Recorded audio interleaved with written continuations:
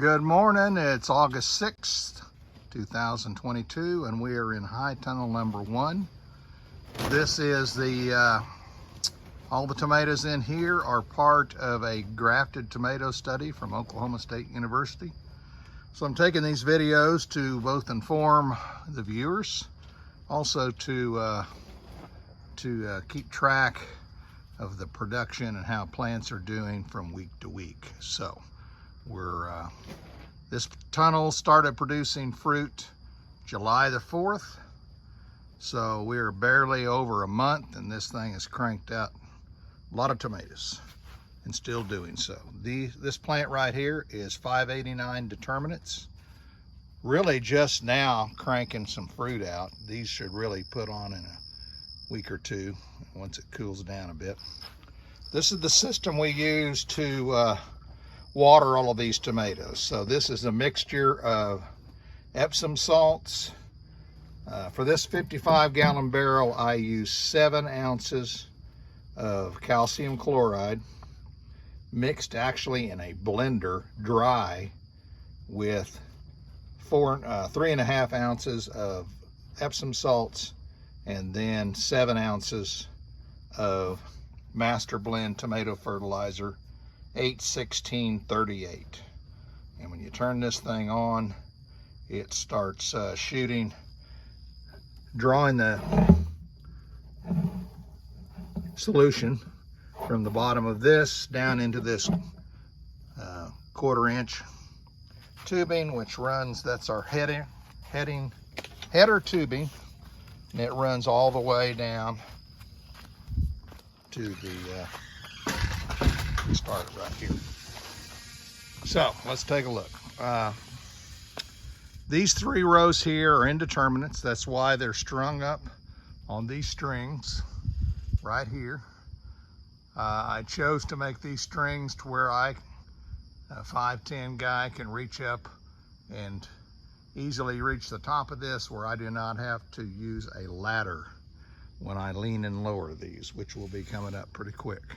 As soon as these tomatoes all reach the top, like this one over here, then we literally will take this stem off like this, move it down, and let some twine off, and these tomatoes actually will lower.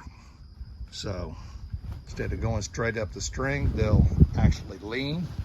Then they have another 3 feet from where the plant is right here on up to the top. So the whole tunnel will wind up, got my electric cord there, will wind up being one side leaning to the right, the other side leaning to the left.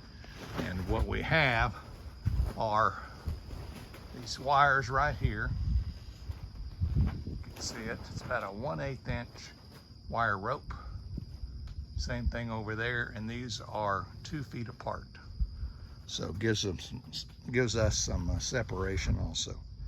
These plants were, if you watched the first video, you noticed when I said compare the plants over in the grow bag tunnel versus these, and you can tell the difference. These were all,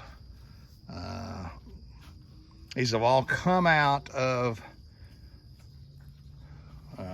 I guess, tainted growth from a fertilizer or compost that had tainted manure in it, that was tainted with grazon. The cows eat hay or pasture that has been sprayed with grazon, and then they go to the stockyards. They poop in the stockyard pens. There is a composting business that in the Oklahoma City stockyards right next to it that uses manure, and we had about 30% manure in this that had some kind of a chemical that had been sprayed on it, and these plants were all stunted and still are. They look pretty good, but they're still telltale signs of the damage. These leaves that are all curled up and kind of funky looking, that is the damage. Same thing here. Now what we're doing also here is fighting spider mites when it gets over 100 degrees for an extended time. That's what happens, and if you're not on top of them, you will just get, this whole thing could go south in a heartbeat. So we're using a product called Tritech, which is a miticide, insecticide, and fungicide. And it sprays a very fine coat of a certain kind of oil that coats these plants and smothers the mites and keeps the plants healthy until the mites come back and you do it again. So about once a week we're spraying this stuff, and they're fighting it pretty hard.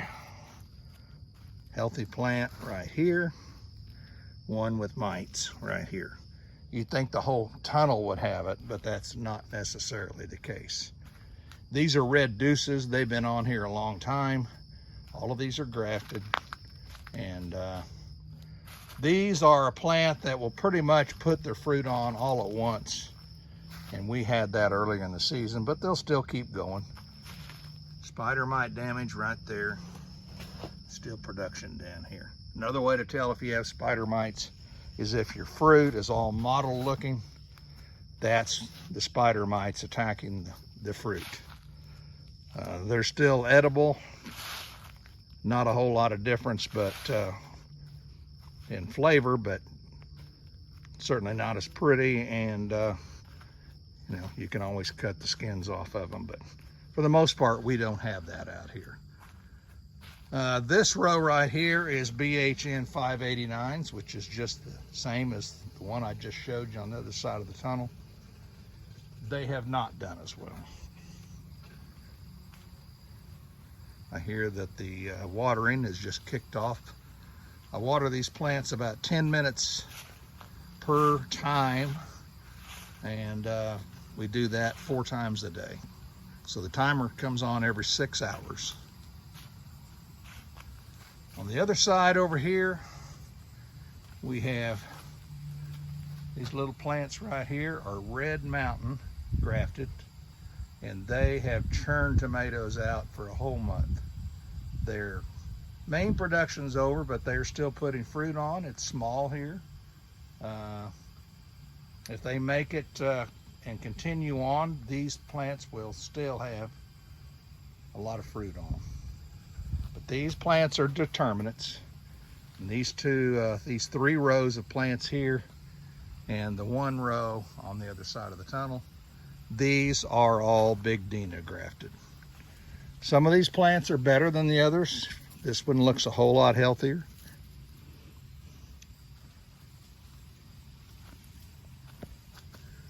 These plants were planted a foot apart,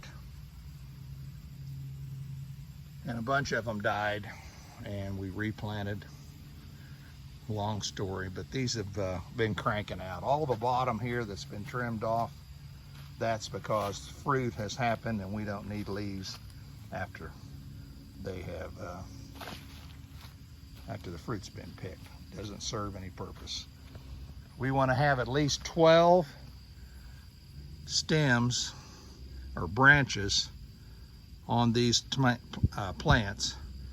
Right here you can see damage from a tomato hornworm. Nasty things. You can get rid of that with spinosad.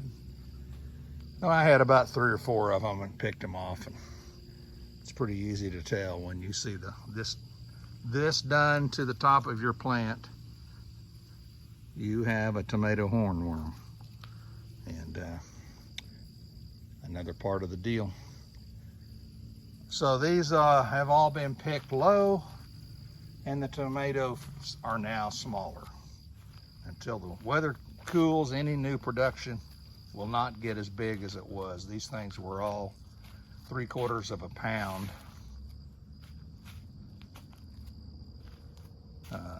up to 2 weeks ago. And they're still putting on. Look at this. This thing is just a crazy. This right here, that's where the top of this plant got cut off. I don't know if it was by mistake or what. But look at all the tomatoes on this skinny little plant that are stacked up to go. Right here, right here, right there, and right here. And there's the top. Okay, problem solved. Here's the top of the plant, and it'll get strung up here, and they'll continue on. So this plant has 6 separate sets of tomatoes just on this one stalk right here. And that's what's cool about grafted tomatoes. They will just put on. And as most of you know, when heat hits, these things quit growing, quit setting. Not this plant. They continue to crank.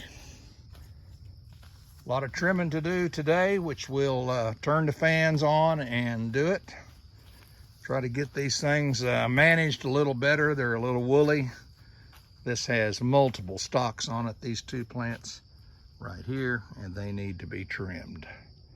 So good time to do it. It's about 7 o'clock in the morning, and we've got about an hour and a half before it gets blazing hot.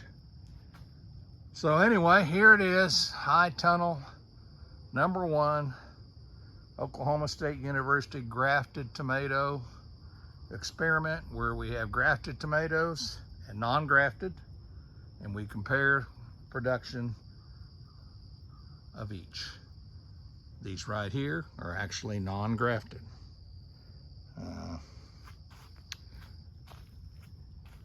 See if you can see the difference. So let's take a look at this one right here. This stalk is probably 1.5 inches around the bottom. This stalk right here, noticeably smaller.